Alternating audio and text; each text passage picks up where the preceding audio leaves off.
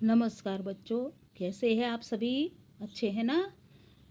मैंने आपको वर्कशीट में पाठ 1 पठित और अपठित पद्यांश दोनों ही आपको करवाए हैं।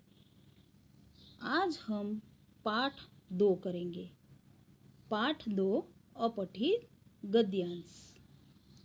तो मैं आपको यहाँ पर यह पढ़कर समझा रही हूँ और यहाँ पर कुछ प्रश्नों के उत्तर है, वह अभी आपको लिखने हैं, वह भी मैं आपको अभी बताने जा रही हूँ। तो आप इसे ध्यान से सुनिए और समझिए। पाठ 2 अपठित गद्यांश। प्रश्न 1, दिए गए अपठित गद्यांश को पढ़कर प्रश्नों के उत्तर लिखो। जंगल के सारे जानवर चलते चलते आपस में टकरा जाते। वे पेड़ों और पत्थरों से भिड़ जाते। वे झाड़ियों में उलझ जाते। वे पानी में गिर जाते। वे दलदल कीचड़ में फंस जाते। सब बहुत परेशान थे। तो कहने का मतलब क्या है कि जंगल में जो सारे जानवर रहते थे, वे सारे चलते हुए आपस में एक दूसरे से टकरा जाते थे। तो कभी वे पेड़ों और पत्थरों से भिड़ जाते थे। वे कभी कभी झाड़ियों में उलझ जाते यानी कि फंस जाते थे। तो कभी वे पानी में गिर जाते, तो कभी दलदल व कीचड़ में वे फंस जाते थे। इसीलिए वे सारे जानवर जो थे वह बहुत परेशान थे। किस कारण हो रहा था? क्योंकि वहाँ पर चारों ओर अंधेरा था और किसी को कुछ दिखाई नहीं दे रहा था। तब एक चालाक खरगोश ने कुछ सोचा।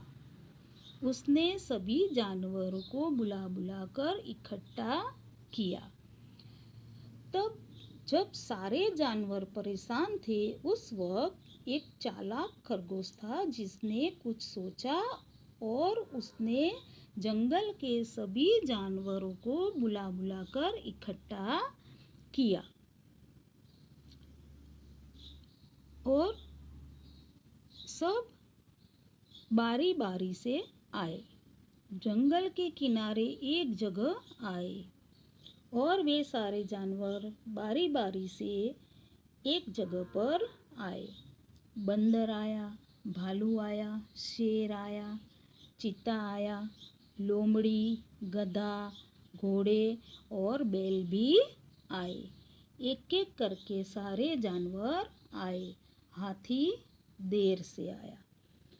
तो बच्चों, जब यह सारे जानवर कुछ दिखाई न देने के कारण बहुत परेशान थे, तब चालाक खरगोश ने कुछ सोचा और उसने सभी जानवरों को जंगल के एक किनारे इकट्ठा किया और सारे जानवर जो थे वह बारी बारी से वहाँ पर आए।